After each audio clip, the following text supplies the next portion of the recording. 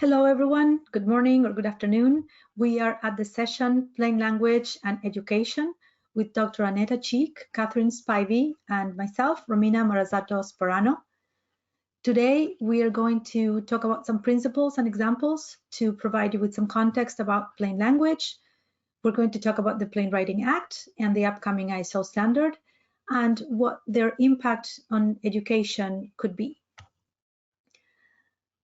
Let me share a little bit about our panelists. Dr. Annetta is an anthropologist with a PhD from the University of Arizona. She has worked for the federal government in writing and implementing regulations, and she was an early advocate for plain language.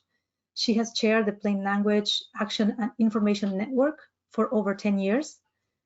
Seeing the need to promote plain language outside of government, she co-founded the Center for Plain Language, where she launched the Clear Mark Awards to recognize good writing within and outside of government.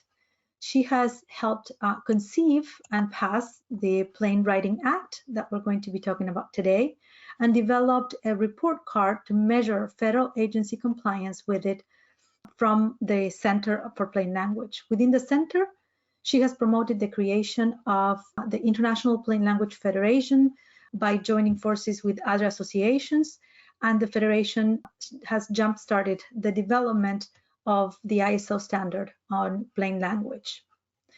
Katherine Spivey serves as GSA's Plain Language Launcher, the General Services Administration, at the Office for Strategic Communication, where she has managed web content, social media, and blogs. She has worked in these areas in other departments and organizations, including the Department of Homeland Security, the international law firm Steptoe & Johnson, and the International Association of Chiefs of Police. Katherine has degrees from the University of Virginia and the University of Mary Washington, has taught at various community colleges and the Expeditionary Warfare School in Quantico, Virginia, and she is currently a co-chair at the Plain Language Action and Information Network, or PLAIN, where she trains for Digital Gov University. And myself, I am a translator, writer, and localizer, trained in biochemistry and linguistics, and specialized in medical devices and health literacy. In education, I designed and launched the Master of Arts in Translation and Localization Management at the Middlebury Institute of International Studies, and I co-founded the Multilingual Plain Language Academies. I am currently a board member at the Plain Language Association International. I am a judge for the Clear Mark Awards, and I contribute to professional certification development at the International Plain Language Federation and the American Translators Association, and also to standards development at ASTM and ISO. So let's start with a definition. What is plain language? Plain language is language that helps the reader get the message. The Federation has a definition that reads, plain language is language whose wording, structure, and design help the reader find, understand, and use relevant information. So I like to say that plain language helps the reader understand at first read. What does plain language do? It really helps the writer share the message that they need or want to share. In this example, which is a real example from a promissory note at Citibank, we can see the translation from the obscure writing at the beginning to the transformation at the end, and without reading it, we can understand the before and after impact. Now, this is not to say that plain language is always shorter, but plain language is always clearer and direct, and is never fuzzy or roundabout. Why do we need plain language? Well, we live in a multitasking lifestyle, and actually as humans, we don't multitask, with sequential tasks. So plain language will really help us process information sequentially, so as quickly as possible, so that we could move on to our next task. And plain language is needed in a variety of contexts and for a variety of audiences, both on the reader side and on the writer side. We have different needs, different areas of expertise and interest. So plain language can help streamline communication everywhere. I want to share a few statistics from the National Center for Education Statistics about adult skills. The latest survey for adult skills, called the Program for the International Assessment of Adult Competencies, or PIAC, which is an international effort sponsored by the Organization for Economic Cooperation and Development, measures adults' literacy, numeracy, and problem-solving skills.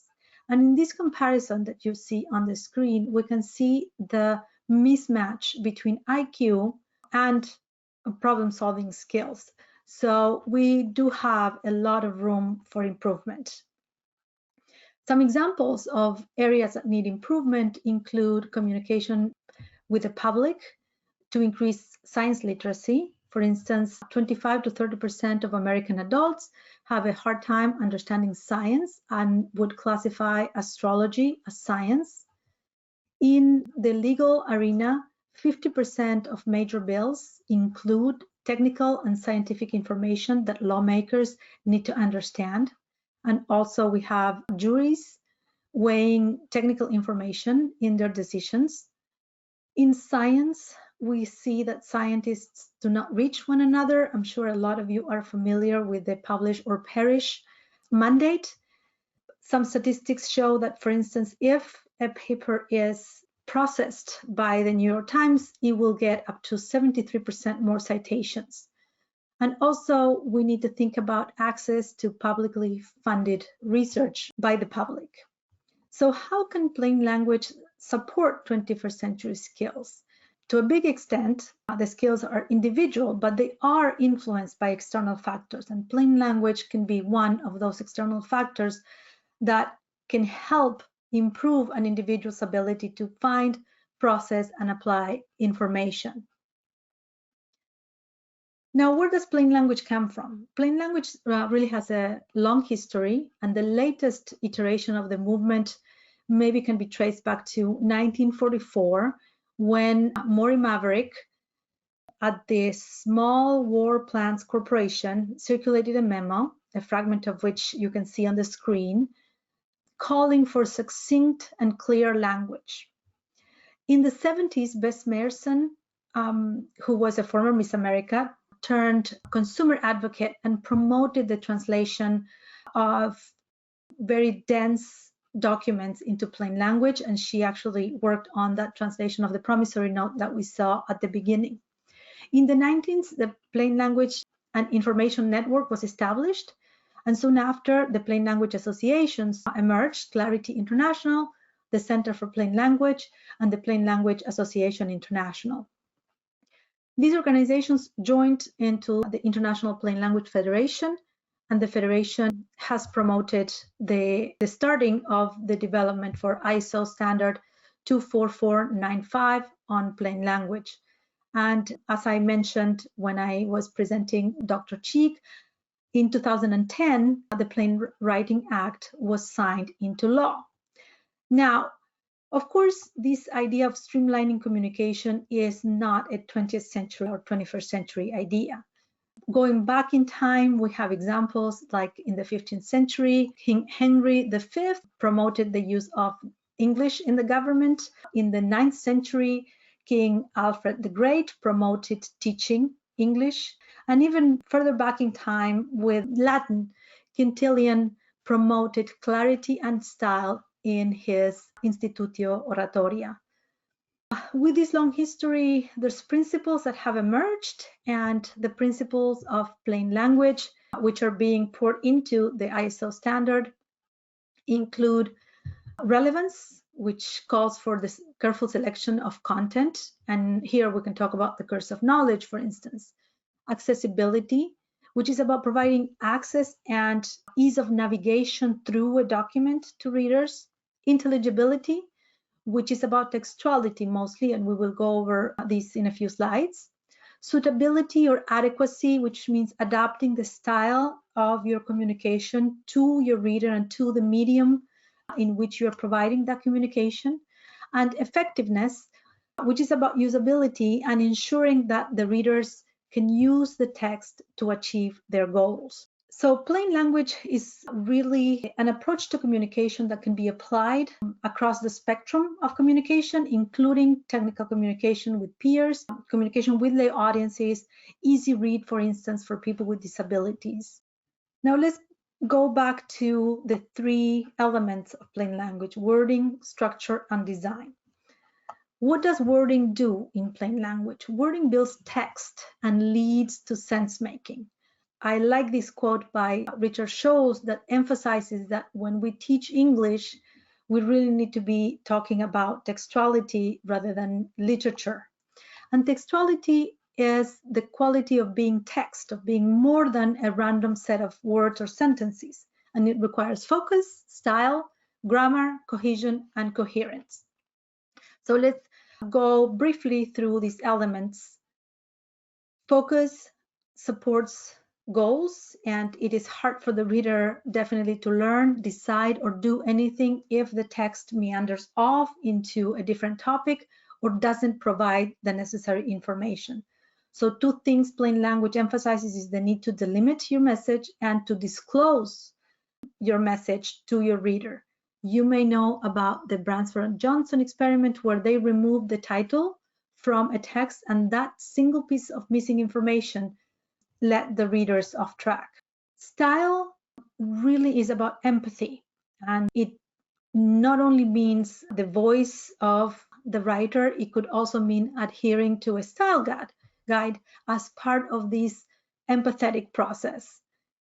In these examples, I picked up a fragment of text from botany in the late 1800s, and then two pieces from the 21st century, actually. And we can see that there's a highly stylized writing that has percolated to today from maybe this single discourse legacy of years past.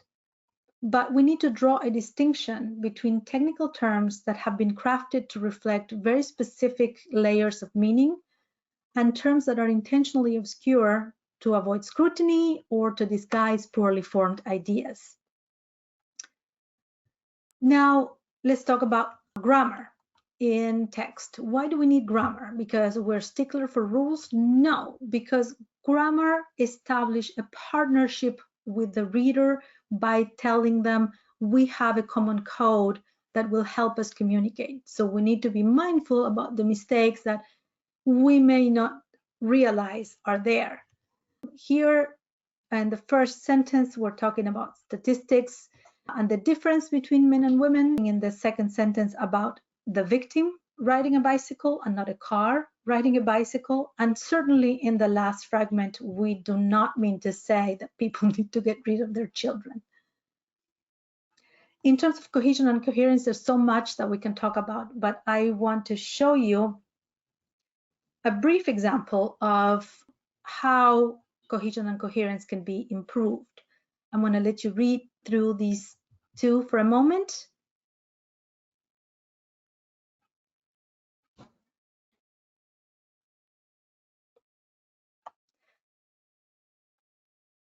So here, the bottom line is that cohesion and coherence guide the reader to mental images and logical inferences.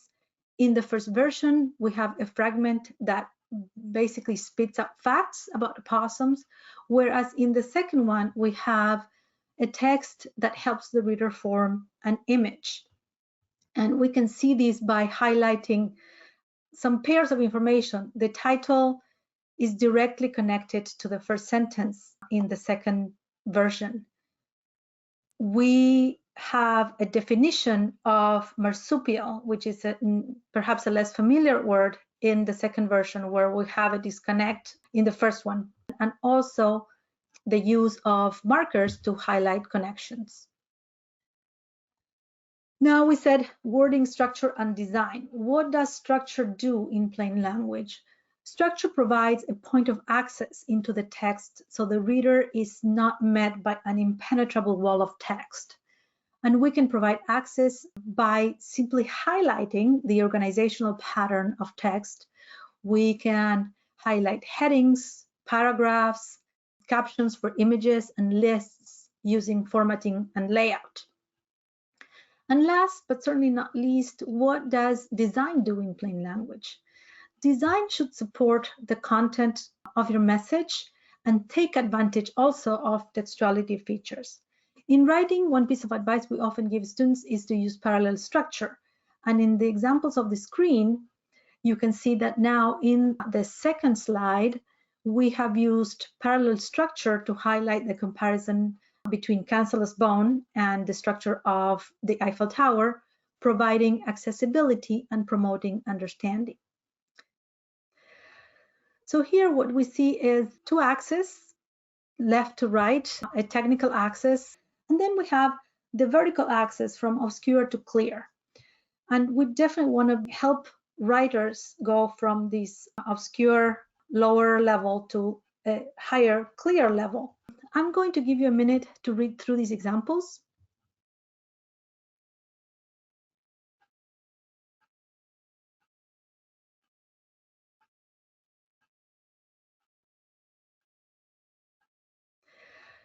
So here the goal is to improve the text along the clarity axis. We sometimes want to help students curate only on the left side because they're going to write for a specialized audience.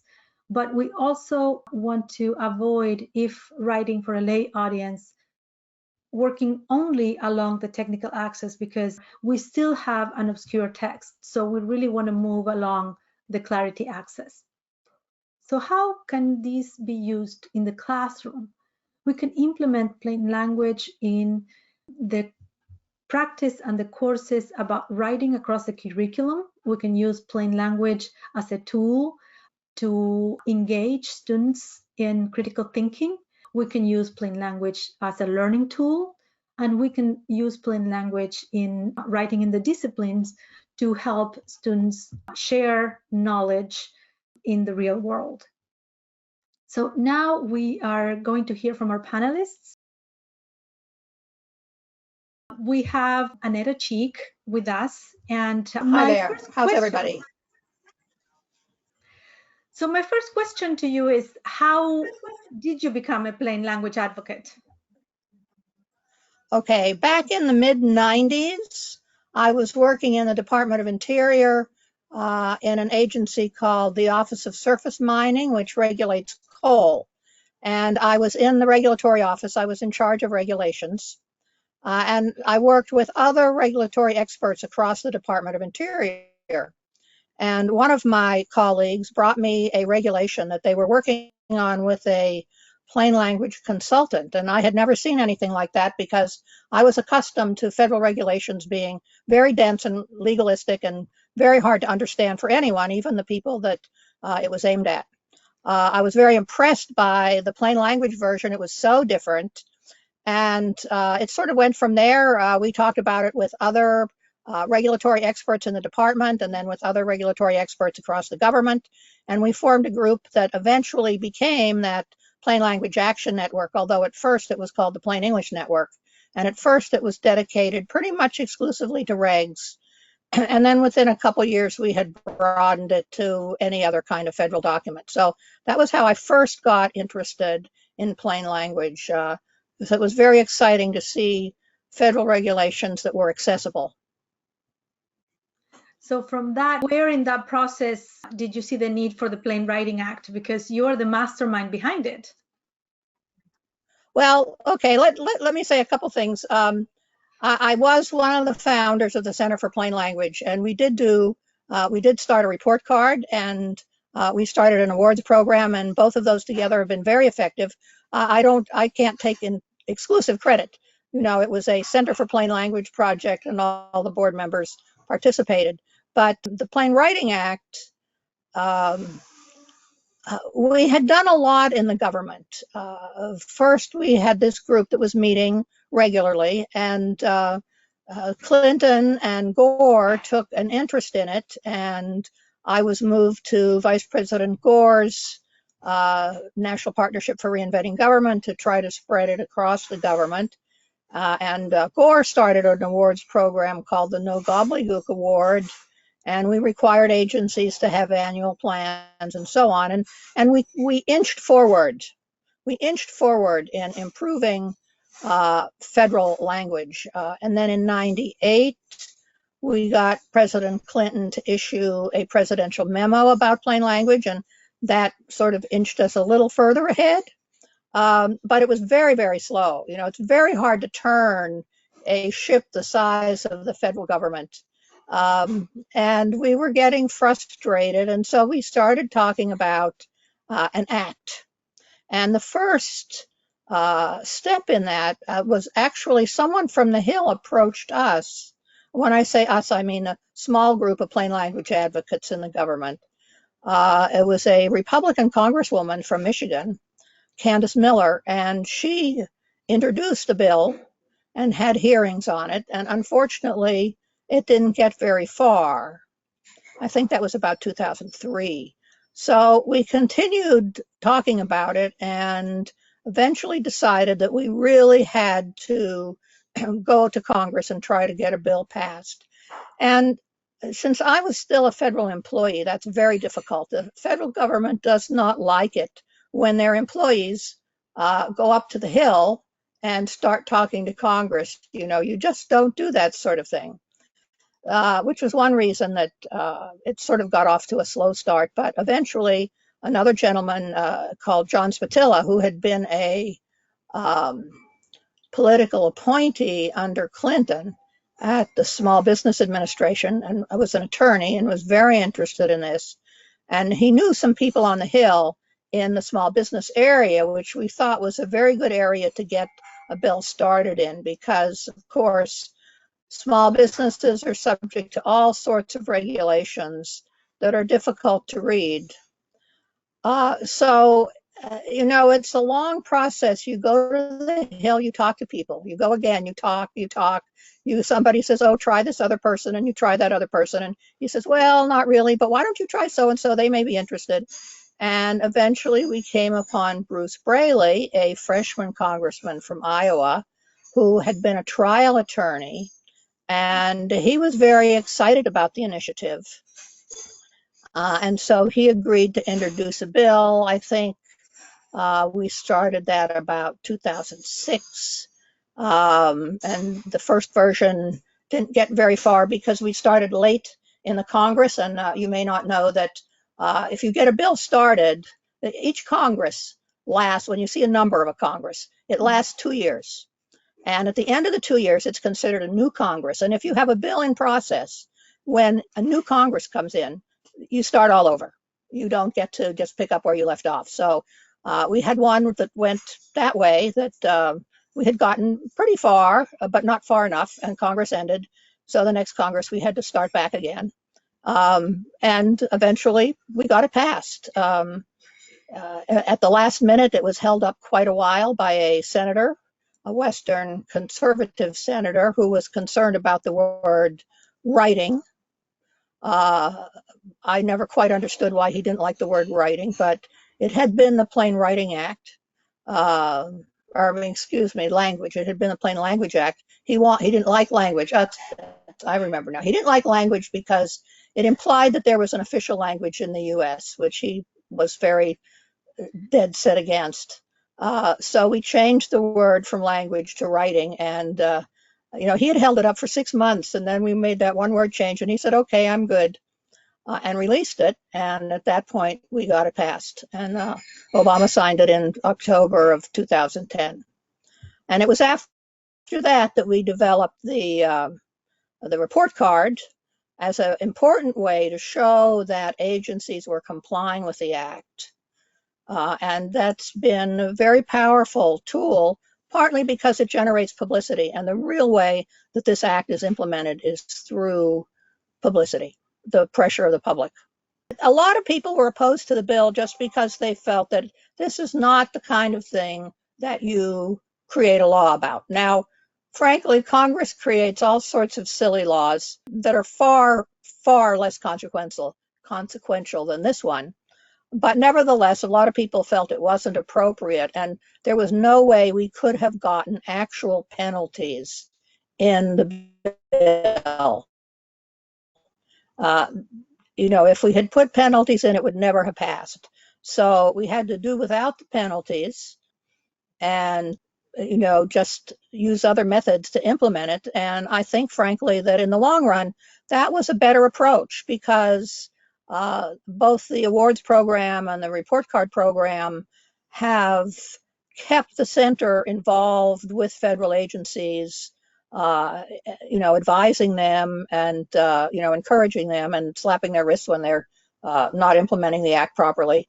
And I think in the long run, that's actually more effective than having some hard-nosed penalty in there about noncompliance.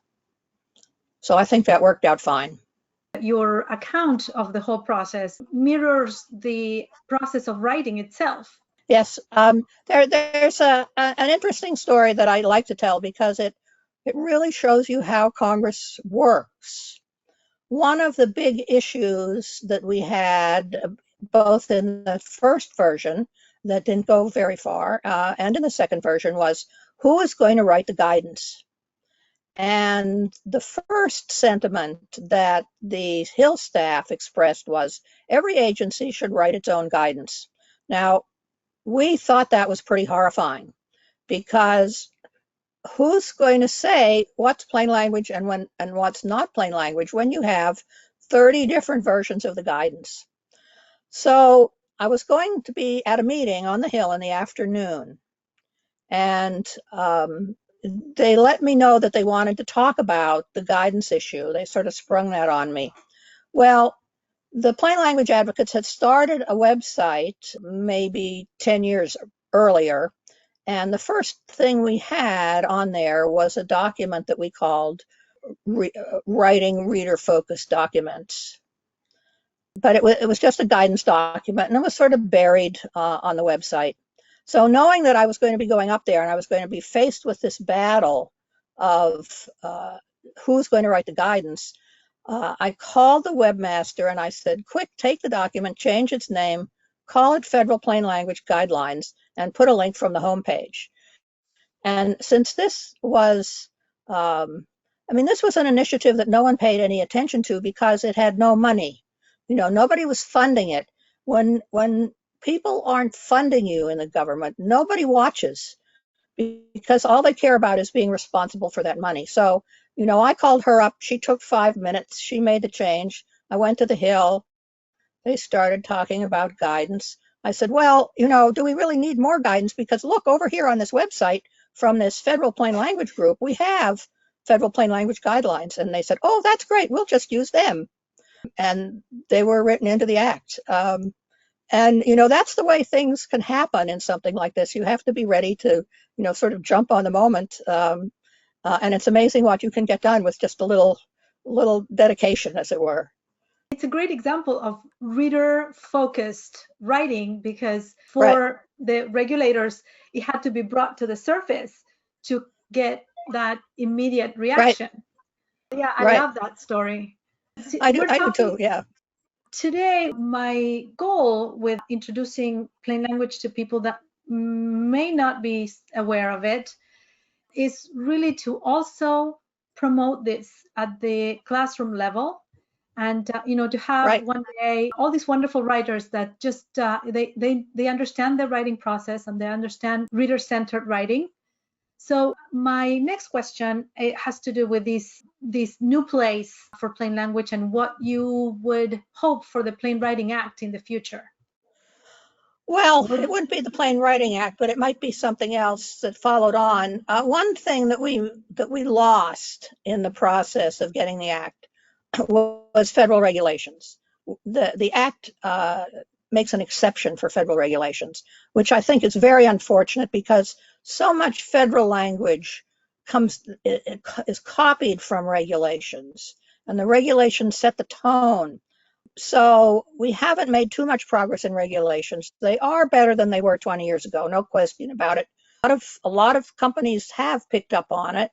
A lot of companies realize that writing in plain language is a sales point for them, but still there's far too much miserable language out there.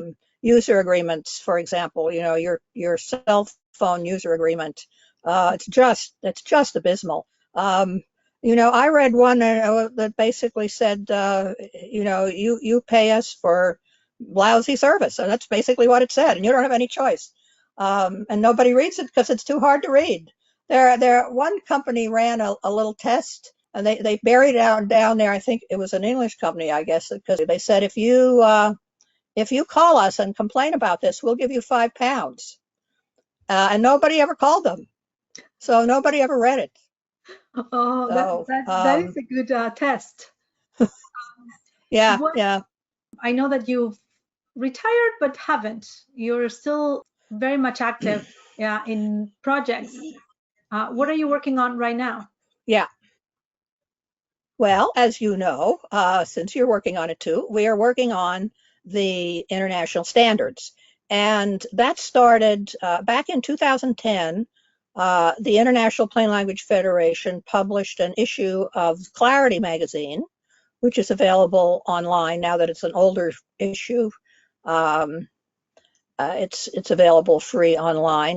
And the issue is devoted to plain language and what the plain language community thought we needed to do. And we had already formed this federation, and it has 3 members: Clarity International, the Plain Language Association International, and the Center for Plain Language in the US. And those 3 together published this issue saying, here are the initiatives we think that we need to achieve to move plain language forward. And the first one was a definition of plain language, which we did several years ago. And the second one was international standards. And we just got the international standards project started about 2 years ago. And about 1 year ago, decided to go the ISO route to make it an ISO standard. And we have been working with the wonderful ISO bureaucracy ever since. And hopefully are getting close to a version that we will propose to be published as an ISO standard for plain language, which is pretty exciting. And what's even more exciting is several people have already stepped up and said that they would like to do a standard, a plain language standard under this umbrella. And it's a very high level standard that we're doing. There's one being proposed on legal writing, and there's one that may be proposed on sign language, and one that may be proposed on numericals, writing numericals plainly. And there's one that may be proposed on contracts. So it looks like the plain language standard is going to generate a whole host of other related standards, which is pretty exciting. Those are great projects because the first standard, 24495, is, as you said, high level, and it can be applied to different goals, and it can be applied in different languages, which to me as a translator is extremely exciting. Right. I'm looking forward to having some people do what ISO calls it localization, localized versions of the main standard, which is to say moving the main standard into other languages and adapting it as needed to other languages. And I hope to see a lot of that. For instructors of writing, would you have any piece of advice going into the classroom? I don't know if this is I don't know if this is advice, but when people ask me, why does the U.S., why is writing so bad? And I think back to my education history, and, I think it started in the later stages of grade school because, I would come in to the first couple classes of the fall season, and the teacher would say, write a 500-word essay on what you did this summer. Well, I only had 200 words. But it had to be 500 words, so I found those extra 300 words. I really think that's one of the major reasons that we write so poorly. We're encouraged to pad things, and less is more in writing. Less is definitely more. You need to say what you need to say, and nothing else. There's all sorts of interesting techniques now that we have in communicating, and I think getting away from just your standard text with lots of words, it's a challenge for those of us who are my age, for example. but it's really an exciting time to be involved in communication, and I think education has a lot to contribute to where we're going to be in the next 20 years. To end with, I want to thank you for joining us. You're welcome. It's my pleasure. Have a great conference. I'm here with Katherine Spivey, who I am thrilled to have in this panel. I am a big fan of her work. We're going to focus on the work at Plain and how that can inform our teaching the future generation of clear communicators.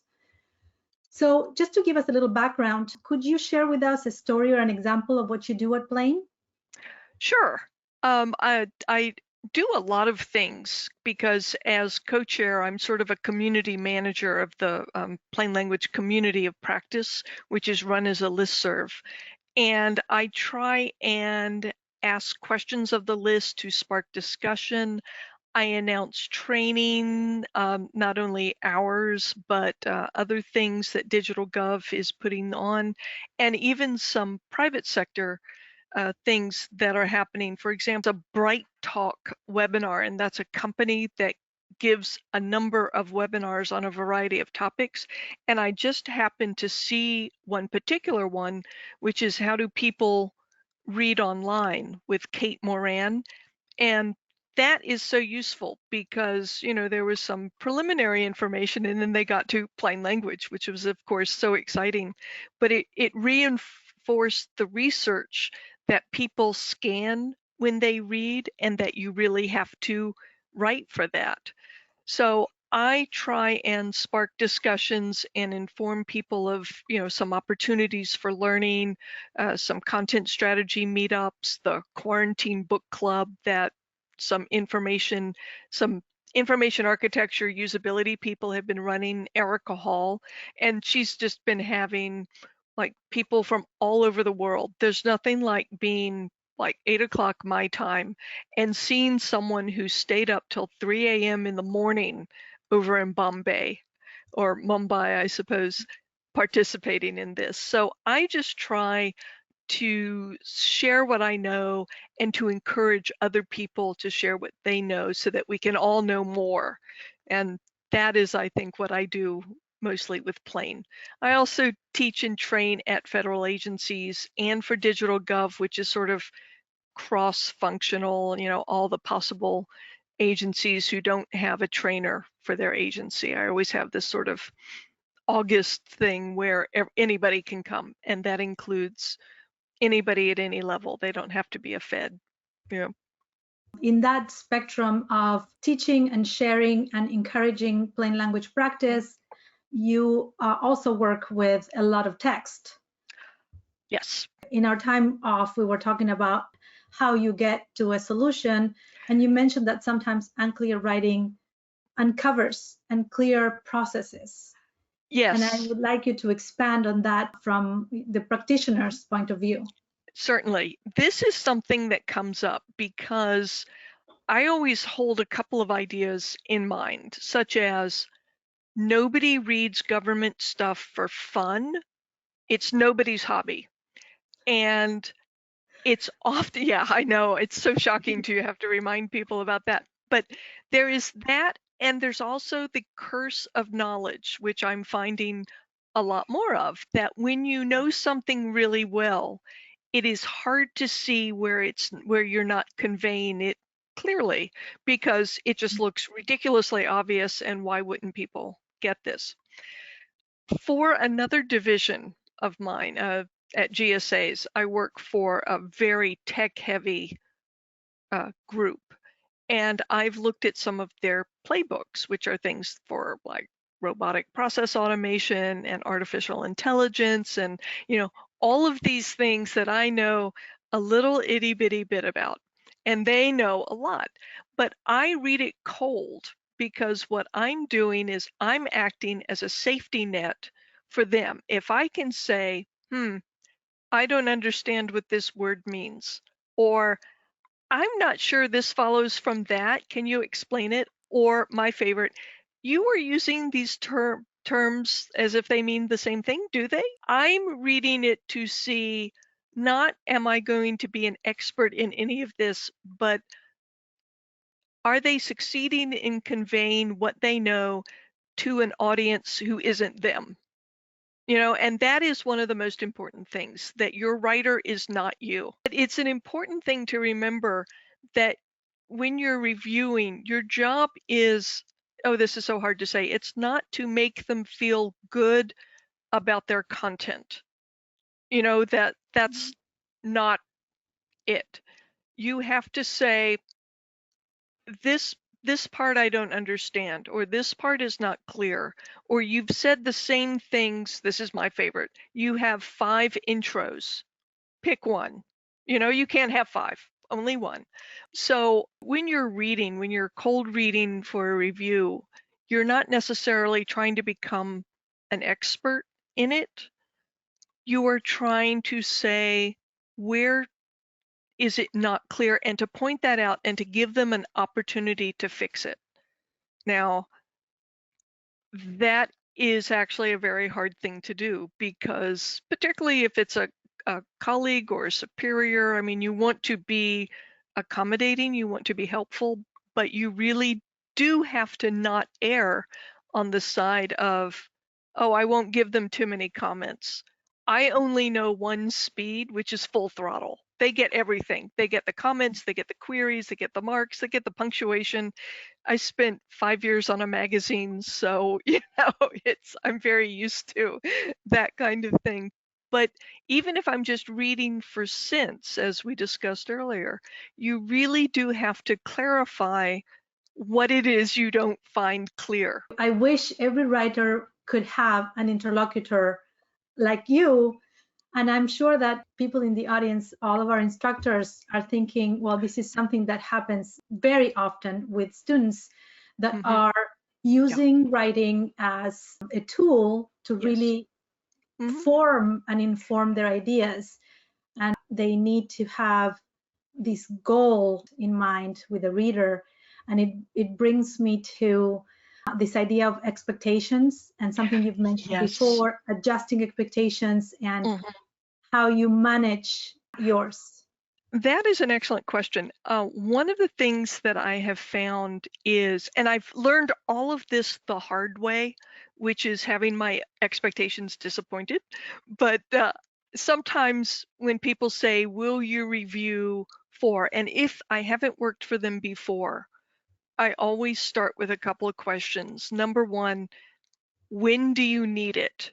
Because if they need it in an hour and it's 36 pages, the answer is no. I can't give anything useful in that time. But I also ask, what do you want me to look for? And as I said, I have one speed, which is full throttle.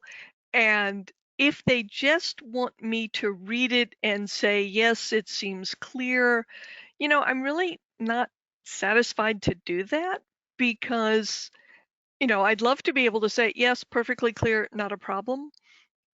But that is so seldom the case, and for example, I was editing a blog just this morning, and what I ended up doing in my plain language review was trying to tighten the focus.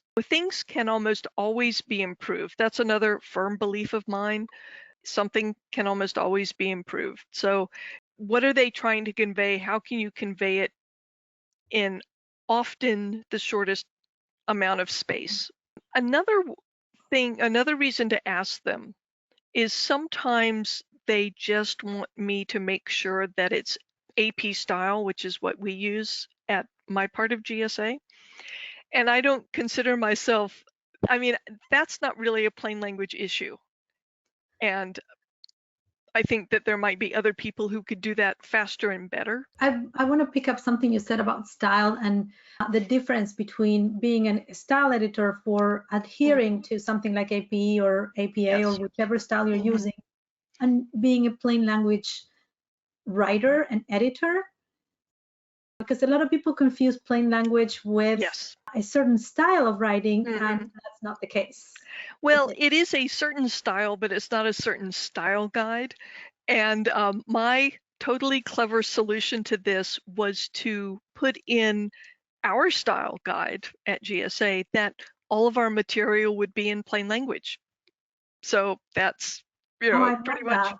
it as far as I'm concerned. But honestly, sometimes people just won't leave it alone. And what I try and explain is that plain language is style guide agnostic. We don't care what style guide you're using. All of the plain language principles apply, and they're not in conflict with anything. There is no style guide that I've ever seen, except for Abby Covert's Department of Complexity, which thankfully doesn't exist, that says you should write for your audience plus 4 years of reading comprehension.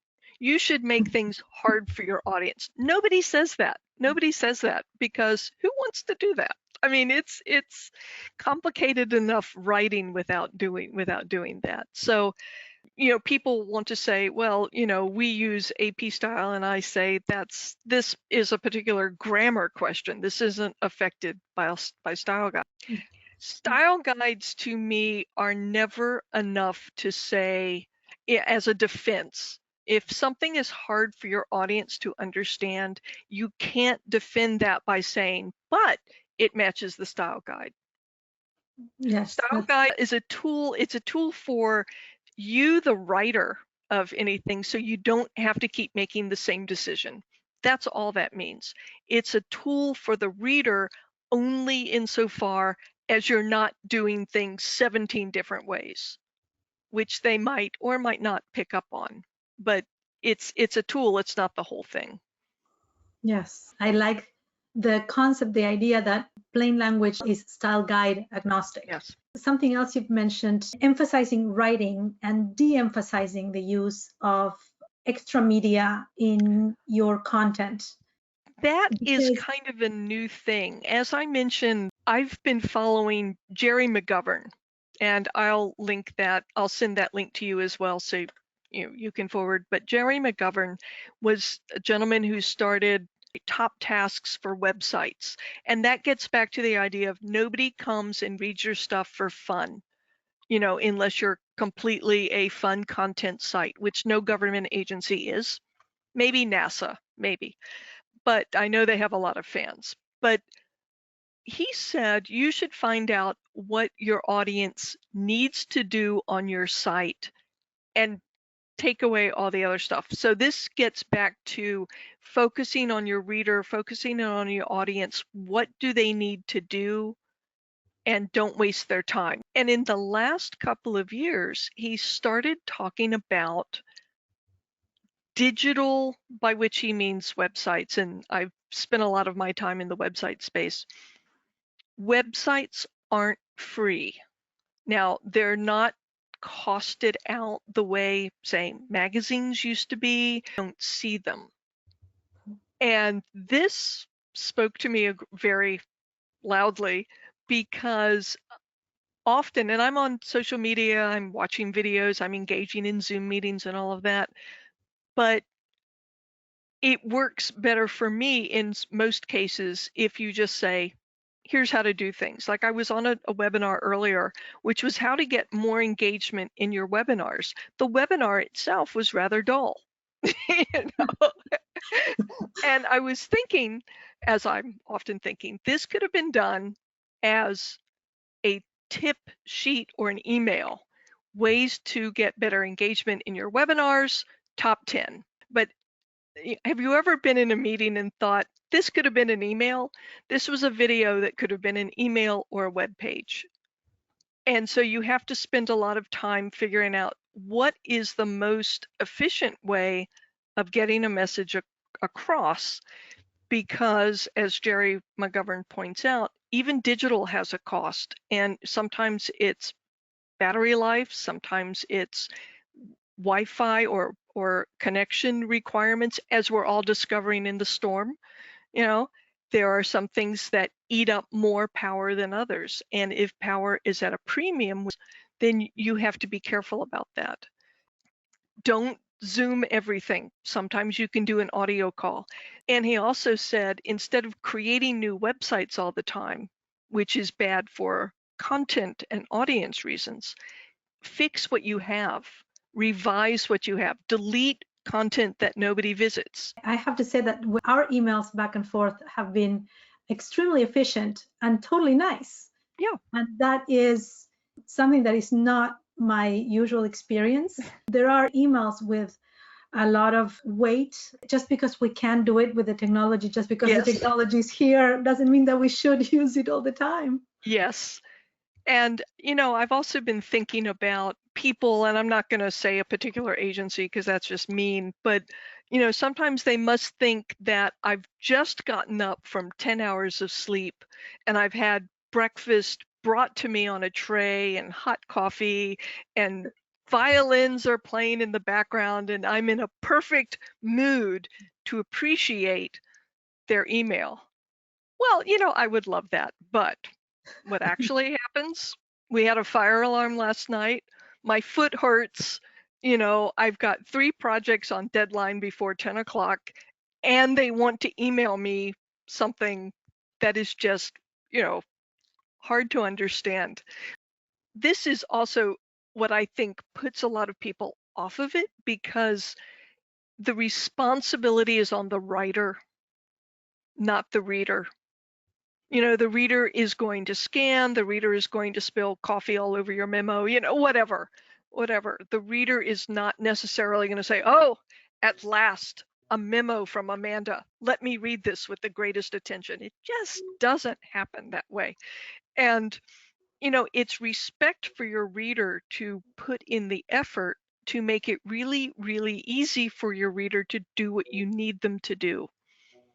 And that's actually a new professional field, UX writing, user experience writing, all of the task writing that's on websites and mobile apps and things like that. So writing tends to balloon a little bit. It helps me also reflect on academic writing and technical writing, which is, Yes. it is longer. There are a lot of complex ideas and processes that have to be broken down for students to learn the discipline. But even there, we can be aware of a reader and take him to the destination through the shortest path. And sometimes that doesn't even involve writing. Sometimes it involves arranging. Like these are easy things that everyone knows how to use, bulleted lists, headers, more space between paragraphs. I mean, I think for one particular group, I'm going to be breaking open their paragraphs, just hitting the enter key. No paragraph should be this long. Make it shorter. Put in some transition words. It really does mean a lot. I love that guide through structure. Yes. You want to have a piece of advice for students? Oh, for students, yes. One of the things that I do when I go in to teach or to train or I start working with someone one-on-one is I always say, where are you now? What about writing is difficult for you right now? And sometimes it's not necessarily the writing part, it's the editing. And that actually makes plain language easier because no one starts writing in plain language. You type out all the gibberish and then you come back to it and you're like, how do I organize this? And then you think, what does the reader need to know? What's the most important step and all of that? And you edit. So sometimes plain language editing makes a little bit more sense to people than writing because they think it has to come out perfect. And my drafts look as bad as anyone else's, and I just try to say, I'm not trying to change your voice. I'm trying to smooth how your point is traveling so the reader gets it faster, and to make your writing more effective. I never say good or bad writing. It's always effective or ineffective, or on various things between that. And if I can leave you with one thought, when you're thinking about writing, think about ducks, because I don't know about you, but I grew up, my mother would say, let's go feed the ducks, and we would take the bread, and now we find out that what ducks actually need are frozen peas and similar things. Who knew? I had no idea. But we don't want to be giving our audience bread when what they need is frozen peas. I mean, I read that and I was like, oh my God, that's exactly what non-plain language is. It's destroying their ability to get useful information. Thank you so much, Katherine. A great pleasure. I'm hoping that we'll get to talk again soon. I certainly hope so. Thank you so much.